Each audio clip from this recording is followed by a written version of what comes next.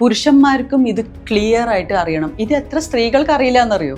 ബെഡിൽ അപ്പുറത്ത് കിടക്കുന്ന ആൾ ഉറങ്ങുന്നില്ലെങ്കിൽ ഇപ്പുറത്ത് കിടക്കുന്ന ആൾക്കും പതുക്കെ അത് ഉറങ്ങാൻ പറ്റാത്ത അവസ്ഥയാവും. പിന്നെ ഈ ഉറങ്ങാത്ത ആള് വീട്ടിൽ ഡിസ്റ്റർബ്ഡ് ആകുമ്പോൾ വീട്ടിലെല്ലാവരും ഡിസ്റ്റർബ്ഡ് ആവും. ഇത് 12 മാസം ഒരു സ്ത്രീക്ക് പീരിയഡ് ഉണ്ടായില്ല.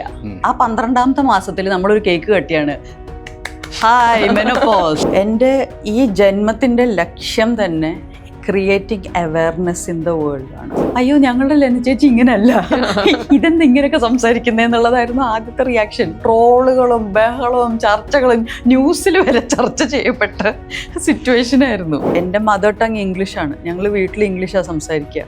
എൻ്റെ അമ്മ ആംഗ്ലോ ഇന്ത്യൻ ആണ്.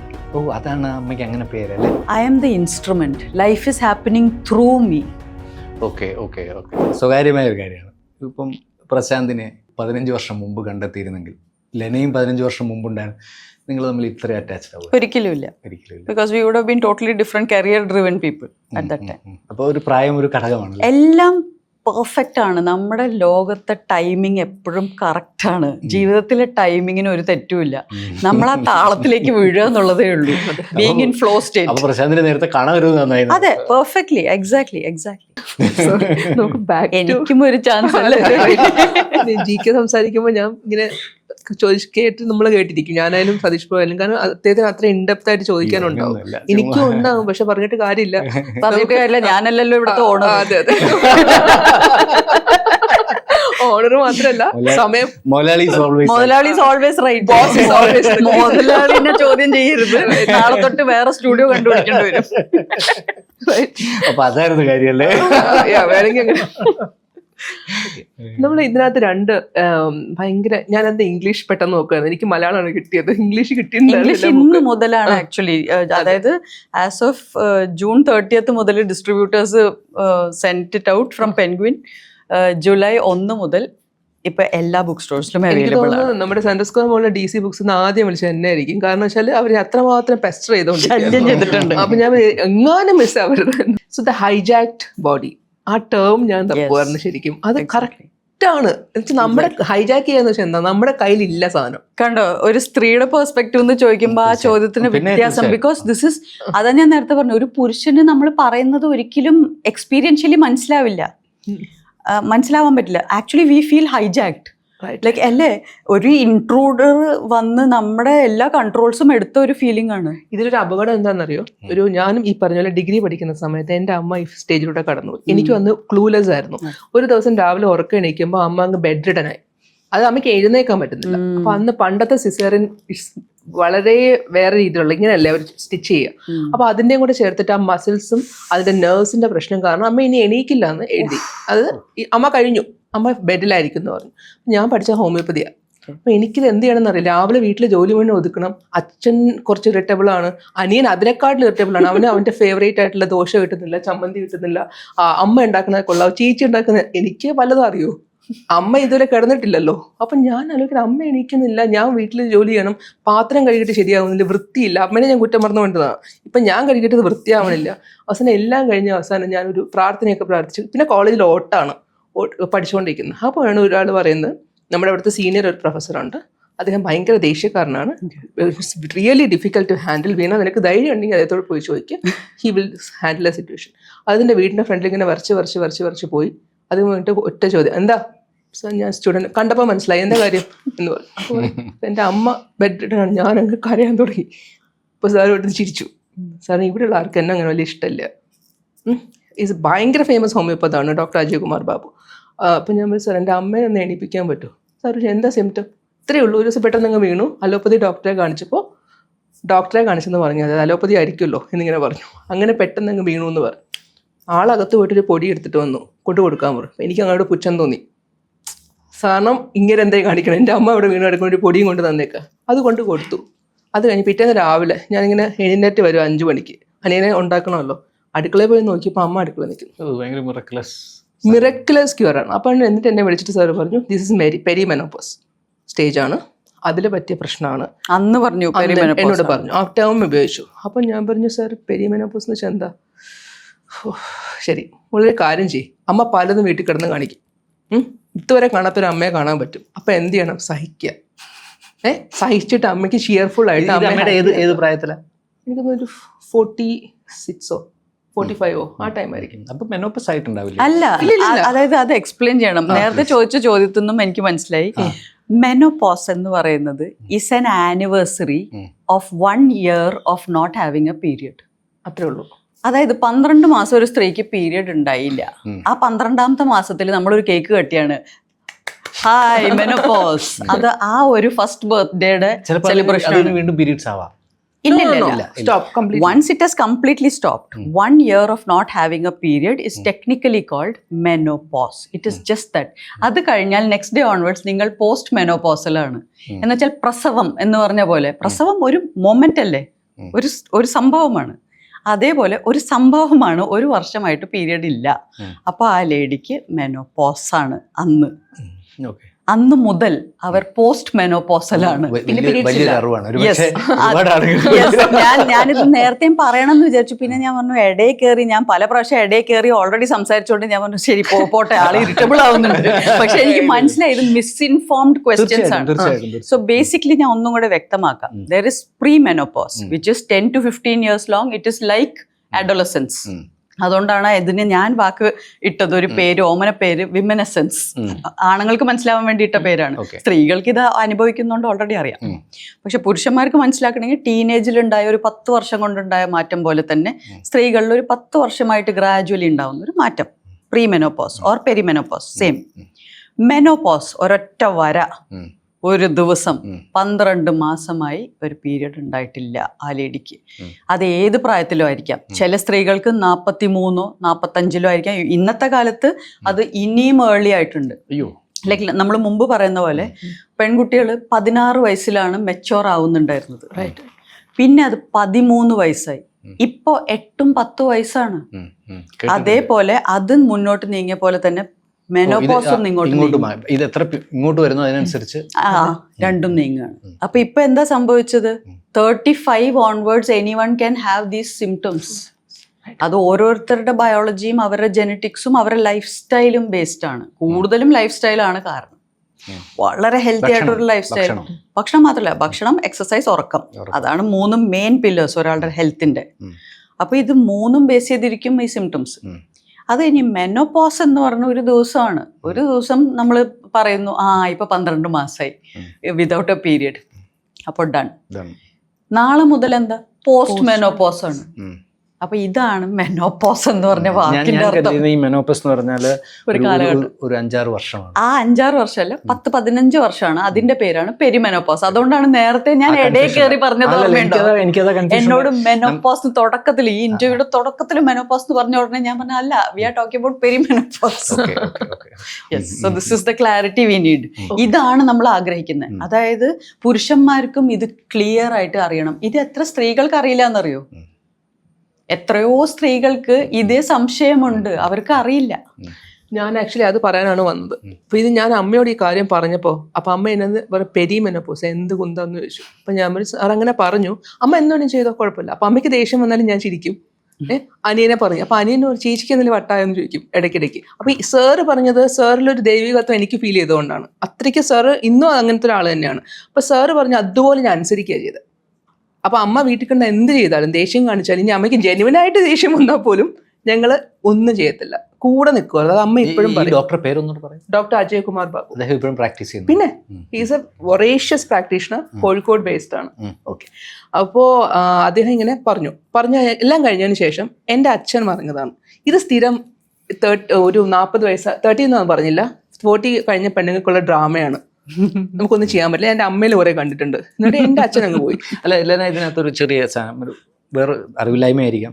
നമ്മളിപ്പം ഞാൻ ഡിഗ്രിക്ക് പഠിച്ചിരിക്കുന്നത്, നമ്മൾ ഏകദേശം ഞാനിപ്പോൾ ഡിഗ്രി കഴിഞ്ഞിട്ട് ഏകദേശം 20-24 വർഷമാകും. ഈവൻ ഈ പീരീഡ്സ് സ്ത്രീകൾക്ക് നമ്മുടെ ക്ലാസ്സിലോ നമ്മുടെ കൂടെയോ നമ്മുടെ വീട്ടിലെ പെങ്ങൾക്കോ ഇത് പീരീഡ്സ് ഉള്ളതായിട്ട് നമുക്കറിയില്ല. പണ്ടിതൊന്നും സംസാരിക്കാൻ പാടില്ല. അതുകൊണ്ടാണ് ഞാൻ നേരത്തെ പറഞ്ഞത്, നിങ്ങളുടെ വീട്ടിലെ സ്ത്രീകൾ ഇതാരും അനുഭവിച്ചിട്ടില്ല എന്ന് നിങ്ങൾക്ക് പറയാൻ പറ്റില്ല. അവര് നിങ്ങളെ അറിയിച്ചിട്ടില്ല എന്നുള്ളതായിരിക്കാം സത്യം എന്നാ ഞാൻ പറഞ്ഞു. ആയിരിക്കാം എന്നേ പറയാൻ പറ്റുള്ളൂ. ബിക്കോസ് ചില വളരെ ആരോഗ്യപൂർവ്വം ജീവിച്ച സ്ത്രീകൾക്ക് ചിലപ്പോൾ ഇത് വലിയൊരു സിംറ്റംസ് ഉണ്ടായിട്ടുണ്ടാവില്ല. ഇത് അത്ര ഇൻഡിവിജ്വലാണ്. ഓരോ സ്ത്രീക്കേ അറിയുള്ളൂ അവരുടെ ബോഡിയിൽ. ഓരോരുത്തരുടെ പ്രസവം ഡിഫറെന്റ് അല്ലേ. ചിലവര് പ്രസവിക്കുന്നതിന്റെ തലേ ദിവസം വരെ യോഗ ചെയ്യുന്നു, ചിലവര് എല്ലാ ഫുൾ 6 months ഒക്കെ കാലും മുകളിലേക്ക് കെട്ടിവെക്കേണ്ടി വരുന്ന സിറ്റുവേഷൻ പിന്നെ ഉള്ളവരുണ്ട്. അപ്പൊ ഇത് അത്രയും മൈന്യൂട്ട്ലി യുണീക്കാണ്. നമുക്കിത് ഒരിക്കലും ജനറലൈസ് ചെയ്യാൻ പറ്റില്ല. നമ്മളിവിടെ ഇത്ര ചർച്ച ചെയ്യുന്ന എന്തിനാണ്? ഈ മിഡ് ലൈഫിലെ ഒരു ക്രൈസിസ് എന്ന് നമ്മൾ പറയും, മിഡ് ലൈഫ് ക്രൈസിസ്. അതിൻ്റെ ആ മിഡ് ലൈഫ് ക്രൈസിസിലെ ഒരു മേജർ ഫാക്ടറാണ് ഇത്, bio chemical changes in the female body. അത് കാരണം ഉണ്ടാവുന്ന ന്യൂറോ കെമിക്കൽ ചേഞ്ചസ്, അത് കാരണം ഉണ്ടാവുന്ന സ്വഭാവ വ്യത്യാസങ്ങൾ. ആ സ്വഭാവ വ്യത്യാസങ്ങളെ ഡ്രാമ എന്നേ പറയാൻ പറ്റുള്ളൂ. നമുക്കിതിങ്ങനെ ഒരു ബയോ കെമിക്കൽ സിറ്റുവേഷൻ കാരണം ഉണ്ടാവുന്നതാണെന്ന് അറിഞ്ഞാൽ ഈ പീരീഡിൽ ഒരു പക്ഷേ ഈ മിഡ് ലൈഫ് ക്രൈസിസിൽ ഫിനാൻഷ്യൽ ക്രൈസിസും ജോബ് ക്രൈസിസും എല്ലാം പുരുഷന്മാർക്ക് വരും. അപ്പൊ ഈ പുരുഷന്മാർ സ്വാഭാവികമായിട്ട് ഒരു പക്ഷേ ഇറിറ്റബിൾ ആവും, അവർക്ക് സപ്പോർട്ട് ചെയ്യാൻ പറ്റാത്ത സിറ്റുവേഷൻ ആവും. ബിക്കോസ് ബേസിക്കലി ഇപ്പോൾ ബെഡിൽ അപ്പുറത്ത് കിടക്കുന്ന ആൾ ഉറങ്ങുന്നില്ലെങ്കിൽ ഇപ്പുറത്ത് കിടക്കുന്ന ആൾക്കും പതുക്കെ അത് ഉറങ്ങാൻ പറ്റാത്ത അവസ്ഥയാവും. പിന്നെ ഈ ഉറങ്ങാത്ത ആള് വീട്ടിൽ ഡിസ്റ്റർബ്ഡ് ആവുമ്പോൾ വീട്ടിലെല്ലാവരും ഡിസ്റ്റർബ്ഡ് ആവും. അപ്പൊ ഈ പുരുഷൻ പലപ്പോഴും എവിടെയാ ഫൈൻഡ് ചെയ്യുന്നത്? പുള്ളി കിടക്കുന്നത്, അതായത് പെട്ട് കിടക്കുന്ന ഒരു സിറ്റുവേഷൻ ഫാമിലിയിൽ, ഇപ്പുറത്തൊരു perimenopausal wife, irritable mood swings, ദേഷ്യം എല്ലാം ഇയാൾ കാരണമാണ് എന്ന് പറയുന്ന ഒരു സിറ്റുവേഷനിൽ അപ്പുറത്ത് ടീനേജ് കുട്ടികൾ, അവരും ഈ പറഞ്ഞ പോലെ ടെമ്പർ ടാൻട്രംസ്, ഡോർ വലിച്ചടയ്ക്കുന്നു, ആകെ കെയോസ്. ഇയാൾക്ക് ഇത് രണ്ടും മനസ്സിലാവുന്നില്ല. ഇത് രണ്ടും ഇയാളുടെ ഓഫീസിലെ പ്രശ്നങ്ങളും അല്ലല്ല. ഇയാൾ ഇവിടുത്തെ ഈ പ്രോബ്ലംസ് നേരെ പോയിട്ട് അയാളുടെ ഓഫീസിൽ പോയിട്ട് ഈ ടെൻഷൻ അങ്ങ് ഇറക്കും, 4 പേരെ ഫയർ ചെയ്തിട്ട് അവർ ഈ പ്രോബ്ലംസ് അടുത്ത ലെവലിലേക്ക് അവർ കൊണ്ടുപോകും. ഇങ്ങനെയാണ് ഞാൻ പറഞ്ഞത്, the world piece begins with the lady of the home. സത്യമാണ്, സത്യമാണ്. ഇത് അറിഞ്ഞു കഴിഞ്ഞാൽ സിമ്പിൾ ആണ്. ബിക്കോസ് ഇപ്പൊ നമുക്ക് ഇതിനെ പറ്റി പറഞ്ഞ് ചിരിക്കാൻ പറ്റും. ഈ സ്ത്രീകൾക്കും അവരുടെ സപ്ലിമെന്റേഷനും അവരുടെ ലൈഫ് സ്റ്റൈലും കറക്റ്റ് ആക്കി കഴിഞ്ഞാൽ 6 മാസത്തിനുള്ളിൽ അവരും ചിരിക്കും. അവർ പറയും, ഷോ എന്തായിരുന്നു അല്ലേ. ഇതിന്റെ ബെസ്റ്റ് എക്സാമ്പിൾ എന്താണെന്നറിയോ? മണിച്ചിത്രത്താഴ് എന്ന സിനിമയില് ഗംഗ അവസാനം പറയുന്നുണ്ടല്ലോ, എന്താ സംഭവിച്ചത്, ഞാൻ എന്തൊക്കെയാ കാണിച്ചത്, ഞാൻ എന്താ പറഞ്ഞത്, ഓർമ്മയില്ല. ബിക്കോസ് ആ സമയത്ത് നിങ്ങളല്ല, നിങ്ങളുടെ ബോഡി ഹൈജാക്ട് ആണ് ബൈ എ ഹോർമോണൽ ഹൈജാക്കിംഗ്. അതിനെ നമുക്ക് സപ്ലിമെന്റ് ചെയ്ത് ഫങ്ഷണൽ മെഡിസിൻ വഴി സിമ്പിൾ ആയിട്ട് കറക്റ്റ് ചെയ്യാം. ഓ മൈ ഗോഡ്, ഇത് ഒരു നമുക്ക് നാഗവല്ലിയിൽ നിന്നും ഗംഗയിലോട്ട് തിരിച്ചു വരാം. ഈ ഒരു പോയിന്റ് ഉണ്ടല്ലോ, ഇതൊരു 10-15 വർഷം മുന്നേ അമ്മക്ക് പറഞ്ഞു കൊടുക്കാൻ ഒരാളുണ്ടായിരുന്നെങ്കിൽ, അതായത് ഇതുപോലെ പറഞ്ഞു കൊടുക്കാൻ, കാരണം സാർ മെഡിസിൻ തന്നു, അത് കംപ്ലീറ്റ് തന്നെ കൊണ്ടുവന്നു. ഇത് അമ്മ പറയണമെന്ന് വെച്ചാൽ, ഇനി നീ നോക്കിക്കോ, നിനക്കിനി ഇപ്പം പീരീഡ്സിലെ ഓൾറെഡി എനിക്ക് പീരീഡ്സ് ആവുന്നതിന് മുന്നേ തന്നെ അമ്മ പറഞ്ഞു പീരീഡ്സ് ആവും, ഇങ്ങനെ ബ്ലഡ് വരും, അത് ദേഹത്ത് സ്കേർട്ടിലാവുമ്പോഴത്തേക്ക് വന്ന് പറയണം. പക്ഷെ വയറുവേദന എനിക്കുള്ള പീരീഡ്സിന്റെ വയറുവേദന സൈക്കോളജിക്കലാണ് 90%. ബാക്കി 10% ക്രാംസ് ഉള്ളൂ. അമ്മ പറഞ്ഞ് പേടിപ്പിച്ചിട്ട് ഇത് അമ്മയ്ക്ക് ഈ സ്റ്റേജ് വന്നപ്പോ അമ്മ ഇനി നോക്കി, ഇനി ഒരു ആണുങ്ങൾക്ക് നമ്മുടെ സ്നേഹം ഉണ്ടാവില്ല, ഒരാൾക്കും ഉണ്ടാവില്ല. ബിക്കോസ് ആക്ച്വലി ഈ അടുത്ത കാലത്ത് വരെ ഇതിനൊന്നും റെമഡീസ് ഉണ്ടായിരുന്നില്ല. ഇപ്പൊ ഈ ഫങ്ഷണൽ മെഡിസിൻ എന്ന് പറഞ്ഞാലും ഇതൊക്കെ വളരെ ന്യൂ ആണ്. ന്യൂ എന്ന് പറഞ്ഞാൽ it is just A decade or so ആയിട്ടുള്ളൂ ഇത് എസ്റ്റാബ്ലിഷ് ആയിട്ട്. കുറച്ച് ഡോക്ടേഴ്സ് എപ്പോഴും ഇത് പ്രാക്ടീസ് ചെയ്യുന്നുള്ളൂ. അതുകൊണ്ടല്ലേ ഞാൻ പറയുന്നത്, ഇവിടെ കൊച്ചിയിൽ വെണ്ണലയിൽ ഒരു ക്ലിനിക്ക് ഉണ്ട് എൻ്റെ അറിവില്, വേറെ എൻ്റെ അറിവില് 1-2 ഉണ്ടാവും.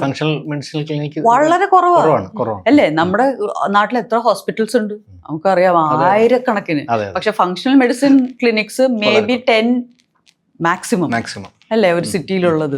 അതും ഇത്രയും വലിയൊരു സിറ്റി ആയതുകൊണ്ട്. നമ്മൾ കുറച്ചുകൂടി ഉൾപ്രദേശങ്ങളിലേക്ക് പോയത് കേട്ടിട്ട് പോലും ഉണ്ടാവില്ലല്ലോ ആരും.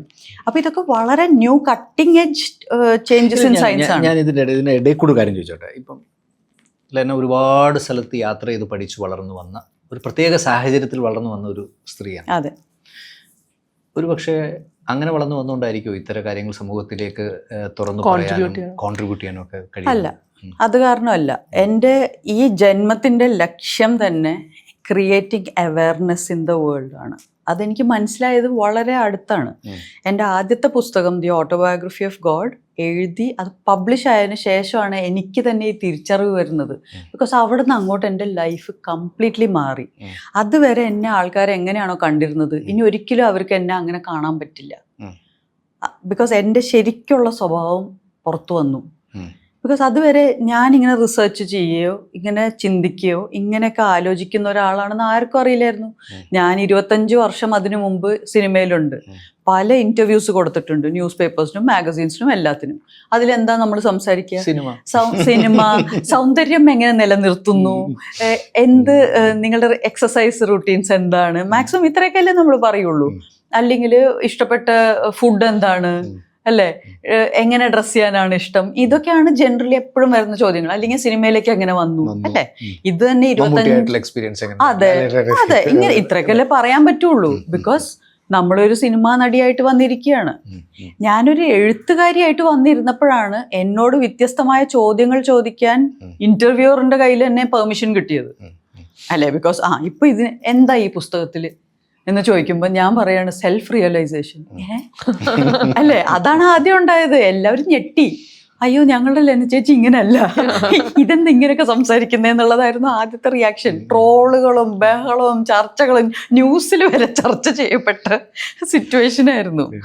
പക്ഷെ ഇപ്പോ എൻ്റെ പുതിയ ഐഡന്റിറ്റി ആയിട്ടാണ് ആൾക്കാർ കാണുന്നത്. എന്നാൽ ഇതൊരു പുതിയ ഐഡന്റിറ്റി അല്ല, ഇതാണ് നമ്മളിങ്ങനെ നമ്മുടെ സിനിമയിലെ സൗഹൃദങ്ങളൊക്കെ വെച്ചിട്ട് പിന്നെ കുറച്ച് നാൾ മുമ്പ് ഇങ്ങനെ സ്പിരിച്വലായി അല്ലെങ്കിൽ ഒരു ഇന്റലക്ച്വൽ ലെവൽ അല്ലെങ്കിൽ നമ്മളുടെ കാഴ്ചയ്ക്കപ്പുറത്തൊരു തലത്തിലേക്കും ജീവിതത്തിൻ്റെ ഒരു തലത്തെ പറ്റിയൊക്കെ സംസാരിച്ചു തുടങ്ങിയപ്പോൾ എൻ്റെ അടുത്തൊരാൾ, നീ അറിഞ്ഞോ ലെനെ സ്പിരിച്വൽ പിടിച്ചു.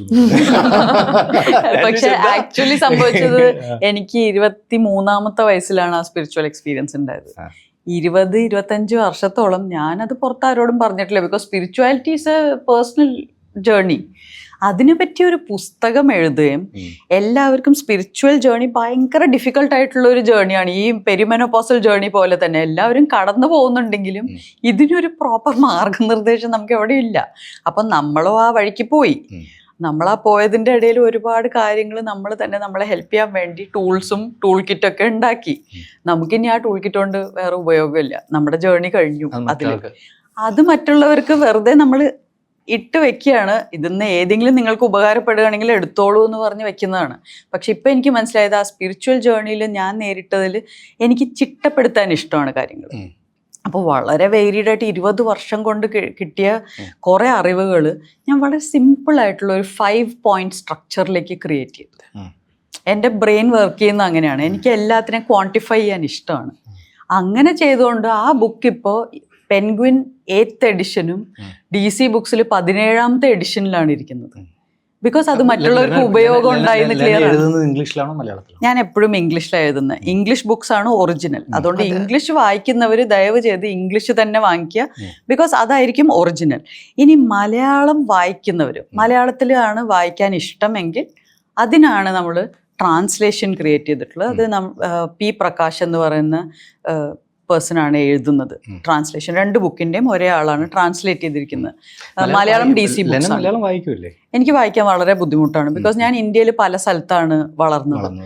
North east India, Guwahati, Shillong അങ്ങനെയൊക്കെ വന്ന്, പിന്നെ കൊച്ചിയിൽ, പിന്നെ തൃശ്ശൂർ, പിന്നെ ബോംബെയിൽ, പിന്നെ ബാംഗ്ലൂർ അങ്ങനെ ജീവിച്ചിട്ടുള്ളതുകൊണ്ട് എൻ്റെ മലയാളത്തിലെ ബേസ് വളരെ വീക്കാണ്. ഞാൻ ICSE സിലബസിലാണ് പഠിച്ചത്. ബിക്കോസ് ട്രാവൽ ചെയ്യാനുള്ളതുകൊണ്ട്. എൻ്റെ അച്ഛൻ ബാങ്കിലായിരുന്നു, സ്റ്റേറ്റ് ബാങ്ക് ഓഫ് ഇന്ത്യയിലായിരുന്നു വർക്ക് ചെയ്തിരുന്നത്. അത് കാരണം എൻ്റെ സെക്കൻഡ് ലാംഗ്വേജ് ഹിന്ദിയാണ്.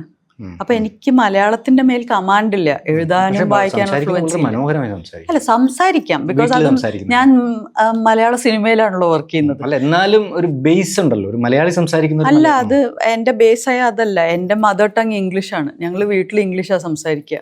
എന്റെ അമ്മ ആംഗ്ലോ ഇന്ത്യൻ ആണ്. ഓ, അതാണ് അമ്മയ്ക്ക് അങ്ങനെ പേരല്ലേ? ടീന. അപ്പൊ ഇംഗ്ലീഷാണ് ഞങ്ങൾ വീട്ടില് പ്രിഡോമിനന്റ്ലി സംസാരിക്കുന്ന ലാംഗ്വേജ്. ഞാൻ 12ാമത്തെ വയസ്സിലാണ് മലയാളം സംസാരിക്കാൻ പഠിച്ചത്. അതൊരിക്കലും ഫീൽ ചെയ്യത്തില്ല. എനിക്കൊരു നിർബന്ധമുണ്ട്. ഇപ്പൊ ഞാൻ ഹിന്ദി പറയുന്ന കേട്ടാൽ ഒരു മലയാളി ഹിന്ദി പറയുന്ന പോലെ ആയിരിക്കരുത്. തമിഴ് പറയുകയാണെങ്കിൽ തമിഴ് മറ്റുള്ളവർ കലർത്തി സംസാരിക്കുന്ന പോലെ ആയിരിക്കരുത് എന്ന് നിർബന്ധമുള്ള ആളാണ്. ഇംഗ്ലീഷ് സംസാരിക്കുമ്പോൾ മലയാളത്തിന്റെ ചൊവ വരരുത് എന്ന് എനിക്കങ്ങനെ നിർബന്ധമുള്ളതുകൊണ്ടാണ് ഞാൻ മലയാളം സംസാരിക്കുമ്പോൾ ഇംഗ്ലീഷ് ചൊവ വരരുത്. ഭാഷ പ്രയോഗിക്കുന്ന കാര്യത്തിൽ ഒരു ശ്രേയ ഘോഷാലാണ്. അല്ല, ഐ ഹോപ്പ് സോ. അതൊരു ആഗ്രഹമാണ്. എന്താ അടിപൊളിയായിട്ടാണ് ശബ്ദം കൊടുത്തേക്കുന്നത്. നമ്മൾ പ്രതീക്ഷിക്കില്ല ലെനയുടെ സൗണ്ട് ആണെന്ന് നമുക്ക് തോന്നിയില്ല. വിട്ടുപോകുന്നതിന് മുമ്പ് ഒരു കാര്യം ചോദിച്ചോട്ടെ. ഒരിക്കലും ദീപിക പദുക്കോൺ പറഞ്ഞു, ഞാൻ കാര്യങ്ങളുടെ പിന്നാലെ പോകാറില്ല, ഞാൻ കാര്യങ്ങളെ ആകർഷിക്കാറുള്ളൂ. അത് എപ്പോഴും ഞാനിങ്ങനെ, അപ്പം നമുക്കത് ചില കാര്യങ്ങൾ ക്ലിക്ക് ചെയ്ത് കിടക്കുമല്ലോ. അത് കഴിഞ്ഞിപ്പം ലെനയുടെ സിനിമാ ജീവിതത്തെ പറ്റി പറഞ്ഞപ്പോൾ ലെന പറഞ്ഞൊരു കമന്റ്, നമ്മൾ ചില കമന്റുകൾ നമ്മൾ കോട്ട് ചെയ്ത് അല്ലെങ്കിൽ നമ്മൾ സേവ് ചെയ്ത് വെക്കുമല്ലോ. അപ്പോൾ ലെന പറഞ്ഞൊരു കാര്യം എന്ന് പറഞ്ഞാൽ, ലെന സിനിമയിൽ നെറ്റ്വർക്കിംഗ് ഉണ്ടാക്കി അഭിനയിക്കാൻ സാധ്യത കണ്ടെത്തിയ ഒരാളല്ല. ലെനയെ സംവിധായകർ ഓപ്റ്റ് ചെയ്യുക എന്നുള്ളതായിരുന്നു സംഭവിച്ചതെന്ന് പറയുന്നത്. അതെ, ഓക്കെ, സ്വാഭാവികമായിട്ടും സംഭവിച്ചോട്ടെ. ഇവിടെ നമുക്ക് ഇതിനെ ഒരു ലോ ഓഫ് അട്രാക്ഷനും നമ്മൾ ഇത് പറഞ്ഞാൽ ഇതിനെ പറ്റിയൊക്കെ ആദ്യത്തെ പുസ്തകം ദൈവത്തിന്റെ ആത്മകഥയില് ദി ഓട്ടോബയോഗ്രഫി ഓഫ് ഗോഡിൽ വിശദമായിട്ട് പറഞ്ഞിട്ടുള്ള ടോപ്പിക്കാണ്. എന്ന് വെച്ചാൽ ഇത് ഒരുപാട് പറയണം. ഈ ചോദ്യം ചോദിച്ചാൽ നിങ്ങൾക്ക് അറിയില്ല നിങ്ങൾ എന്ത് കെണിയാണ് ഇപ്പൊ ഓപ്പൺ ചെയ്തിരിക്കുന്നത്. കണ്ടില്ലേ, ഞാൻ തയ്യാറൊക്കെ റെഡിയായി. ഇനി അടുത്ത നമ്മുടെ മെയിൻ ടോപ്പിക്കിലേക്ക് വരാം. അല്ല, എനിക്കത് സീരിയസ്ലി പറഞ്ഞു. അപ്പൊ എനിക്കിത് രണ്ടും ഭയങ്കര അപ്പൊ ഞാൻ ഇതിൽ പറയുന്ന ഒരു ഐഡന്റിഫിക്കേഷൻ, നമ്മൾ എന്തായിട്ടാണോ ഐഡന്റിഫൈ ചെയ്യുന്നത് അതാണ് നമ്മുടെ റിയാലിറ്റി. അപ്പോൾ മിക്ക ആൾക്കാരും ഐഡന്റിഫൈ ചെയ്യുന്നത് വിക്ടിം മൈൻഡ് സെറ്റ് എന്നാണ്. Life is happening to me, ജീവിതം എനിക്ക് സംഭവിച്ചുകൊണ്ടിരിക്കുകയാണ്, ഇതെല്ലാം എനിക്ക് എന്തിനാ എനിക്ക് അങ്ങനെ വരണേ, എന്തിനാ ഇതിപ്പോ എനിക്കിങ്ങനെ സംഭവിച്ചതെന്ന് പറയുന്നവര് വിക്ടിം മൈൻഡ് സെറ്റിലാണ്. അവർ ഐഡന്റിഫൈ ചെയ്യുന്നത് ബോഡി ആയിട്ടാണ്. ഞാൻ ഈ ശരീരം അനുഭവിക്കുന്ന വേദനകൾ, ബുദ്ധിമുട്ടുകൾ, പ്രശ്നങ്ങൾ, ഫിനാൻഷ്യൽ ട്രബിൾസ്, ഇതൊക്കെ എന്തിനാ എനിക്ക് വരുന്നത് എന്ന് ചിന്തിക്കുന്ന ഐഡന്റിഫിക്കേഷനെ identifying with the body and victim mind set എന്ന് പറയും നമ്മൾ തന്നെ. അട്രാക്ടർ എന്ന് പറയുന്നത് ഐഡന്റിഫൈങ് വിത്ത് ദ മൈൻഡ്, ഞാൻ എൻ്റെ മനസ്സാണ് എന്ന് ഐഡന്റിഫൈ ചെയ്യുന്ന ആൾ പറയുന്നത് life is happening for me, മറ്റേത് life is happening to me. ഇവര് അട്രാക്ടേഴ്സ് പറയുന്നത്, ദീപിക പടുക്കോൺ പറഞ്ഞ് life is happening for me, എൻ്റെ അടുത്തേക്ക് വരുന്നു. അതൊരു കുറച്ചുകൂടെ പോസിറ്റീവ് മൈൻഡ് സെറ്റാ വിക്ടിമിനേക്കാളും. പക്ഷെ നിങ്ങളുടെ അല്ലല്ല, നിങ്ങൾക്ക് വേണ്ട രീതിയിൽ വന്നില്ലെങ്കിൽ നിങ്ങൾ ഡിപ്രഷനിലേക്ക് പോകും.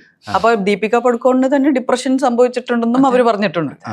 I went through depression, classic depression, മരുന്നൊക്കെ കഴിക്കേണ്ടി വന്നു എന്ന്. അതാണ് അതിന്റെ ഡ്രോബാക്ക്. ബിക്കോസ് മൈൻഡിന് എല്ലാം കറക്റ്റായിട്ട് അതിൻ്റെ അടുത്തേക്ക് വന്നുകൊണ്ടിരിക്കുമ്പോൾ എല്ലാം ഓക്കെയാണ്.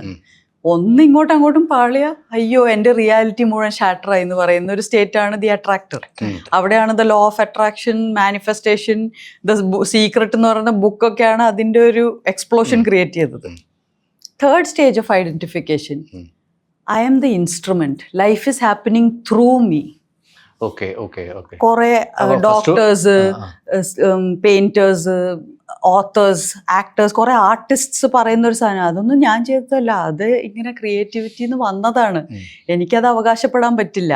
അത് ക്രിയേറ്റീവ് ആയിട്ടുള്ള എനർജി, ഫ്ലോ സ്റ്റേറ്റ് അനുഭവിച്ചിട്ടുള്ളവർ പറയുന്നൊരു ഐഡന്റിഫിക്കേഷനാണ്. Identification with the energy. എൻ്റെ ഉള്ളിൽ ക്രിയേറ്റീവ് എനർജി എന്നെ കൊണ്ട് ചെയ്യിപ്പിച്ചതാണ്.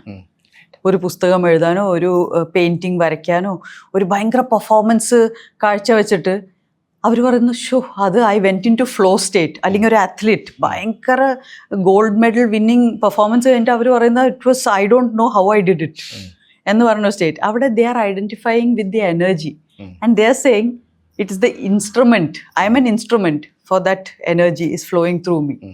അല്ലേ, ഇപ്പോൾ എനിക്ക് തോന്നുന്നു നമ്മുടെ മഹാഗായകൻ യേശുദാസ് പറയുന്ന പോലെ ഇതെല്ലാം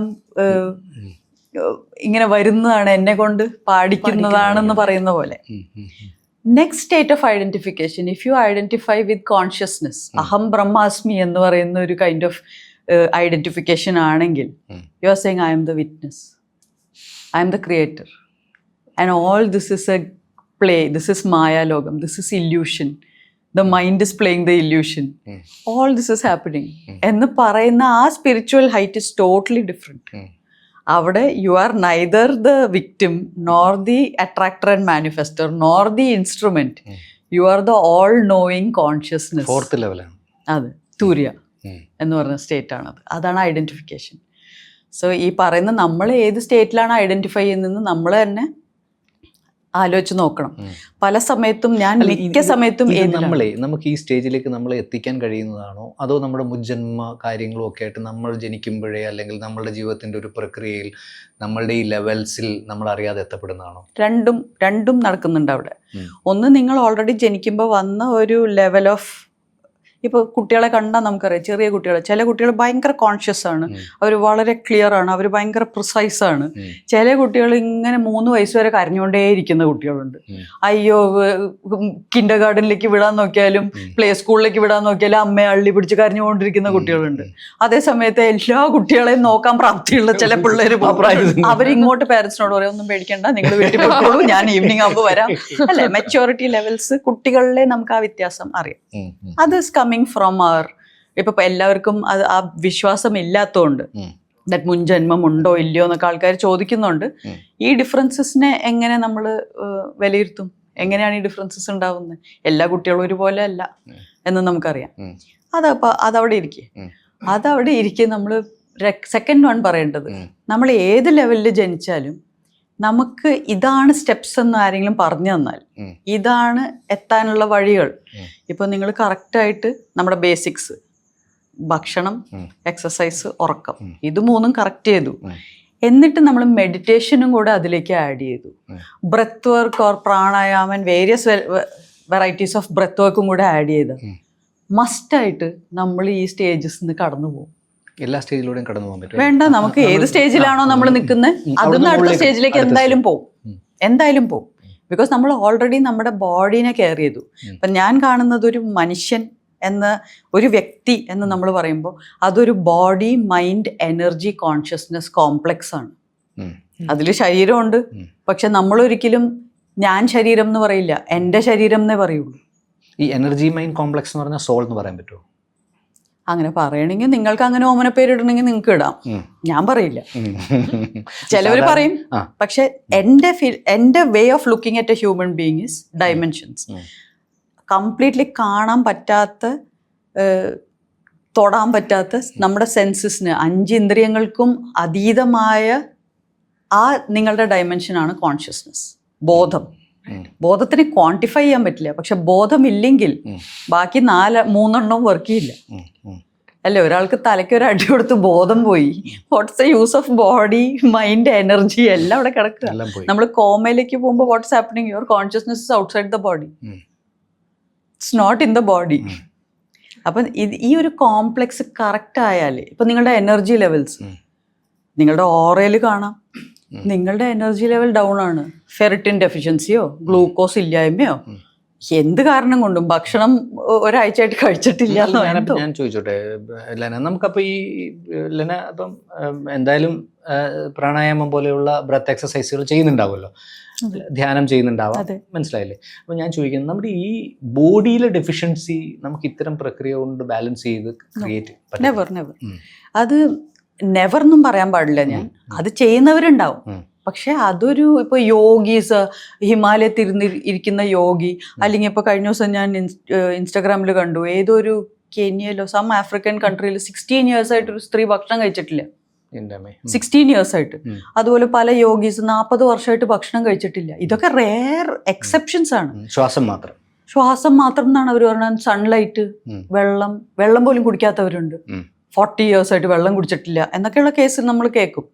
ഞാൻ പറയുന്നത് സാധാരണ നോർമൽ സ്റ്റേറ്റിൽ ജീവിക്കുന്ന ആൾക്കാരുടെ ഇടയിൽ ഇത്രയും രീതിയിൽ നമുക്ക് ഡിഫറൻസസ് ഉണ്ട്.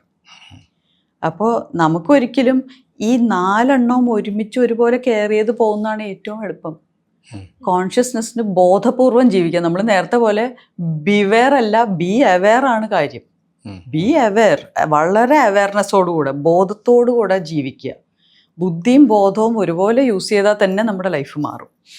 സെക്കൻഡ് തിങ്, എനർജറ്റിക് ആയിരിക്കുക. കറക്റ്റായിട്ട് എനർജി ബാലൻസ് ചെയ്യണമെങ്കിൽ നമുക്ക് എക്സസൈസ് വേണം, ഫുഡ് വേണം, എല്ലാം വേണം. അതിനാണ് ഈ ബോഡി മൈൻഡ് കോംപ്ലക്സിനെ നമുക്ക് എന്തെങ്കിലും ചെയ്യാൻ പറ്റുള്ളൂ.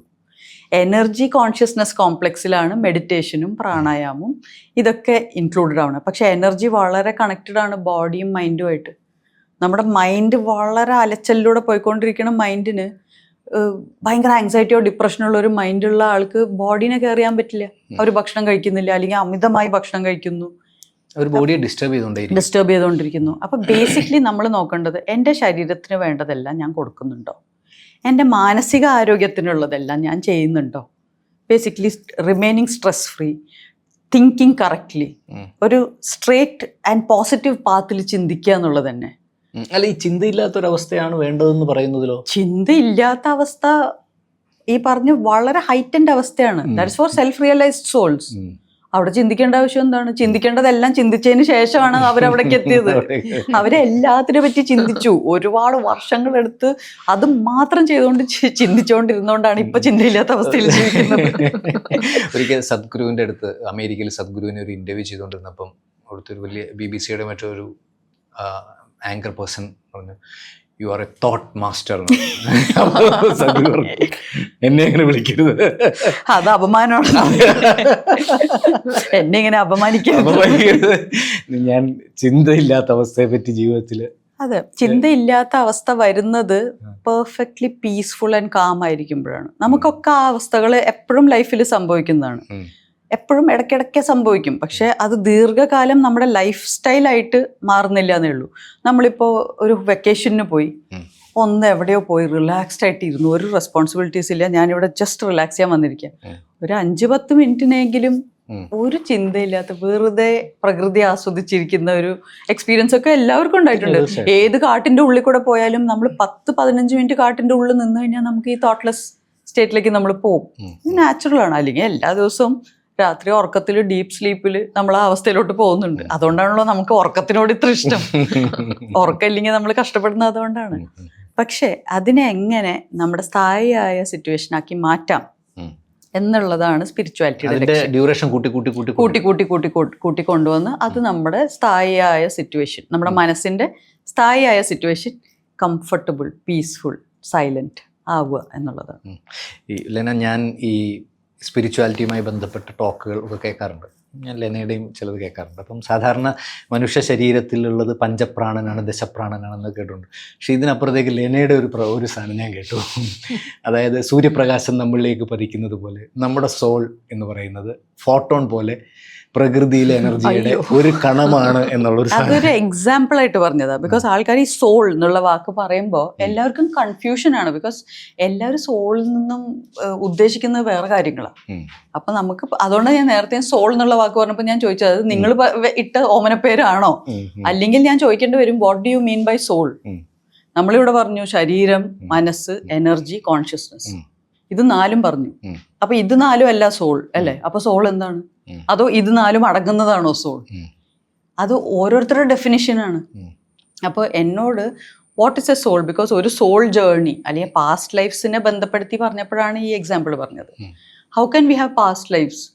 ഈ ശരീരം പോയെങ്കിൽ എങ്ങനെയാണ് അടുത്ത ശരീരത്തിലുള്ളത് ഞാൻ തന്നെയാണെന്ന് പറയുന്നത് എന്നുള്ള ചോദ്യത്തിന്റെ ഉത്തരവാണ്. ഇപ്പൊ എന്റെ മുൻ ജന്മത്തിൽ ഞാൻ ലെനയായിരുന്നു എന്ന് ഞാൻ അടുത്ത ജന്മത്തിൽ പറയുകയാണെങ്കിൽ ലെനയായിരുന്നെങ്കിൽ ഇപ്പൊ എങ്ങനെ നിങ്ങൾ ഇതായിരിക്കണേ എന്നുള്ള ചോദ്യമുണ്ട്. എല്ലാവർക്കും അങ്ങനെ പറയാൻ പറ്റുന്നതാണോ? അതിന്റെ ഒരു process depends on your spiritual maturity. അതായത് ഈ ലൈഫിൽ തന്നെ ചിന്തയില്ലാത്ത സ്റ്റേറ്റിലേക്ക് എത്തി എന്ന് വെച്ചാൽ നിങ്ങളുടെ മൈൻഡ് സൈലന്റ് ആണ്. അപ്പോൾ ഉണ്ടാവുന്നത് എന്താന്ന് വെച്ചാൽ നമ്മൾ ബേസിക്കലി ഈ ആഴ്ചത്തേക്കുള്ള ഒരു ടാർഗറ്റ് മീറ്റ് ചെയ്യാനുണ്ടായിരുന്നു. ഈ ആഴ്ചത്തെ ടാർഗറ്റ് നമ്മൾ 3 ദിവസത്തിൽ മീറ്റ് ചെയ്ത് കഴിഞ്ഞു. ഇനി 4 ദിവസം ഉണ്ട് ഈ ആഴ്ചയിൽ, പണിയൊന്നുമില്ല. അപ്പൊ നമ്മൾ എന്ത് ചെയ്യണം? പഴയത് നമ്മൾ പെൻഡിങ് കിടക്കുന്നതൊക്കെ നമുക്കൊന്ന് എടുത്ത് നോക്കിയാലോ എന്ന് പറയുന്ന ഒരു സിറ്റുവേഷനാണ്. മനസ്സിലായോ? മുൻ ജന്മങ്ങൾ ചിക്കി ചകഞ്ഞ് പോണെങ്കിൽ ആദ്യം ഈ ജന്മത്തിലുള്ള പണികളൊന്ന് ഫിനിഷ് ചെയ്യണം. എന്നാ പിന്നെ ഇനി എത്ര ജന്മം വേണമെങ്കിലും ബാക്കിലോട്ട് പോയി നോക്കാം. ഉത്തരവാദിത്തങ്ങൾ അല്ല, ഈ പാസ്റ്റ് ലൈഫ് റിഗ്രഷൻ ഭയങ്കര രസകരമായിട്ട് അത് ചെയ്യുന്നത് രസകരമായിട്ട് ചെയ്താ ചിലപ്പോ താങ്ങാൻ പറ്റാത്ത അവസ്ഥയാവും. ബിക്കോസ് ഈ ജന്മത്തിലെ പണികളോ തീർത്തിട്ടില്ല. അപ്പോഴാണ് കഴിഞ്ഞ 2 ലെഡ്ജറും കൂടെ തുറക്കുന്നത്.